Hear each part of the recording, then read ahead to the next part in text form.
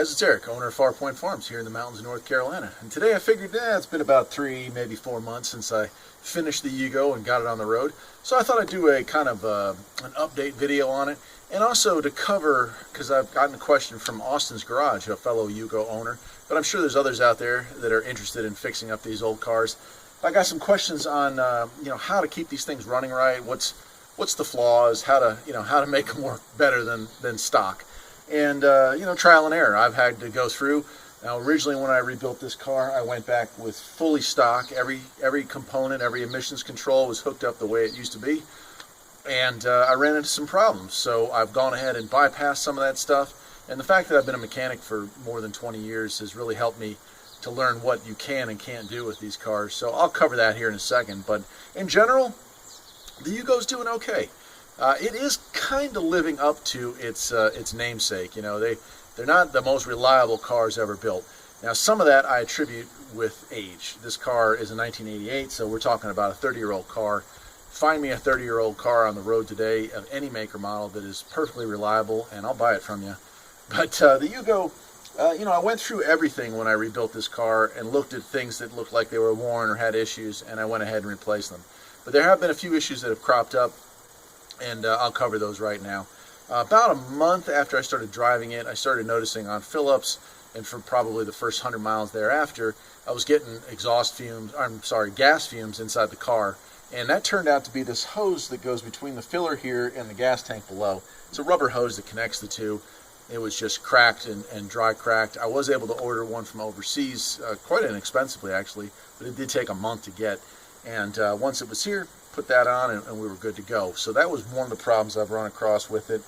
The bigger issue that I ran into the other day was that the brake master cylinder failed. Now I replaced one caliper with a new one because it was too pitted. I couldn't rebuild that one. And I rebuilt the other front caliper. The rear wheel cylinders had already been done, shoes had been replaced. So I thought because there was no rust on the vehicle that I was pretty much done with brake work on this car, but I was wrong. I drove it home one night, no problem. The next morning when I went to take it to work, pedal was soft, went down.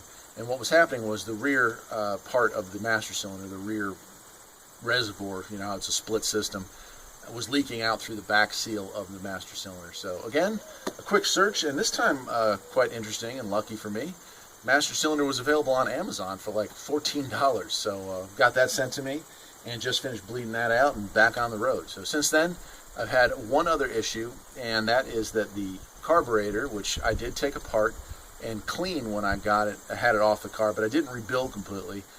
Picked up a small piece of trash, even though it has new filters on it, and did not want to idle, wanted to flood. So took the carburetor apart, bought a rebuild kit for it, rebuilt it, put it back on, and it's running great now. I also learned some stuff about the carburetor while I had it apart, and I will share that with you here right now. Well, I'm going to pick up the camera, move it over to the engine compartment, and for any of you out there who have a Yugo and it has running problems or are interested in buying a Yugo, I've got some of the covers and the tire out of it so I can get a better look at it inside. And I'll show you what you can remove and what you can bypass to make your Yugo run a little better, have a little bit more power. And if you do run into issues, especially with the carburetor, I'll show you how you don't have to remove the whole carburetor from the car to work on it, okay? So let's take a look. All right, here we are in the engine compartment. And as you can see, it's still a mess. There's all kinds of vacuum lines and fuel lines and God, all kinds of stuff here. Now I've chosen to leave these all in the engine compartment for right now. At some point I will probably take them all off and put them in a box. But in case I decide to sell this vehicle this year, I want the next owner to have the option of putting it back to stock, even though in its stock form it's not a very reliable vehicle. But let's go through what I've done here.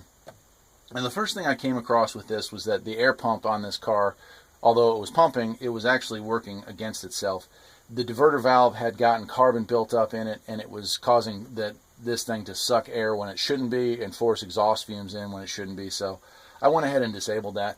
Now my car has air conditioning, so I have to leave the pump and the belt hooked up. So I still have the drag of that. But I've taken the hoses that go from that down to the catalytic converter off, and I've plugged the catalytic converter port. And I've done the same thing up here. If you can see this, I've just taken the diverter, the valve here, and I've screwed a screw into it so it no longer leaks air. And that's it. I removed those hoses. I did put those in a box just to get them out of the way. And that helped a whole lot with drivability, especially at idle. But then to go beyond that, I noticed that the car lacked a lot of power when accelerating. Like it just seemed to just be weak. Now I know this isn't a very powerful engine, but I came to the conclusion that there's a bunch of vacuum switching valves down here on the bottom, and they control a variety of things that were, really to try to make this thing more not more fuel efficient, but more likely to pass smog tests. And they would just restrict the ability for the distributor to advance when it was cold. There was a bunch of things that it was supposed to do, and it turns out it really didn't do many of them very well. So what I've done there is, and I'll take a picture, you can see it right here, I unplugged this line right here and this line right here, and those are the only two vacuum lines that I actually had to take off of this car. I plugged them, and on this one I plugged the port. On this one, as you can see here, I've added a vacuum line, and that line goes right from the back of the carburetor down to the distributor, and it bypasses that whole vacuum switching contraption that really wasn't working on this car. And from what I understand, a lot of people had the same issues right off the factory floor.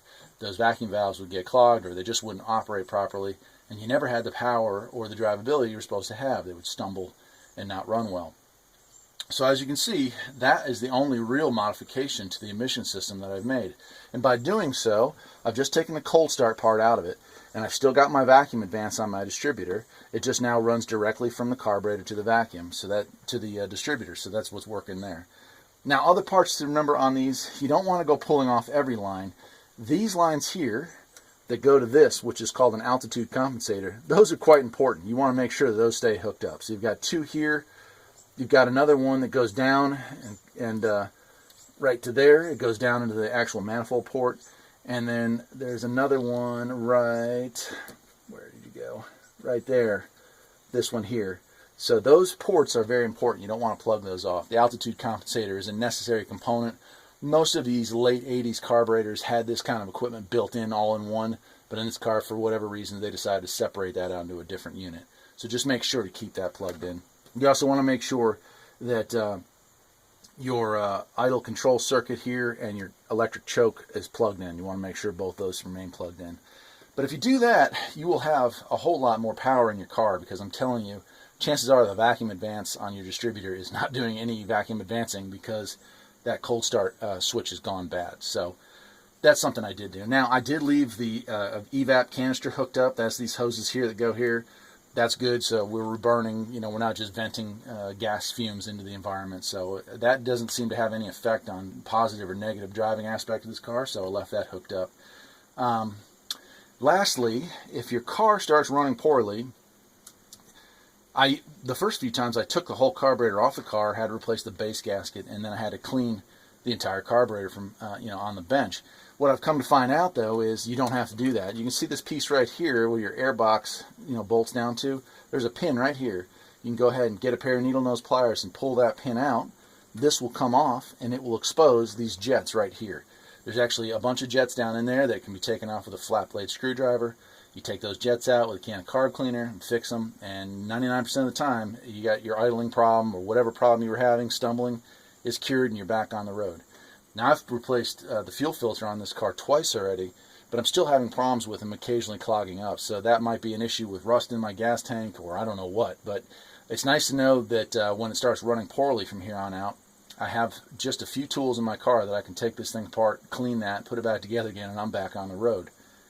So that's pretty much it, other than making sure your timing is set right, and that the vacuum lines that you've unplugged have either been blocked or have been bypassed, like this one, with a new fresh line that goes directly to where you want it to go. That'll make your Yugo run a whole lot better. So I'll leave it at that. I'm Eric, owner of Farpoint Farms. Hope you enjoyed this video. It's been a good 6 months with the car, and I hope to get another good 6 years out of it. So we'll be doing more updates. The rain's about to start, so I'm going to say goodbye. Take care.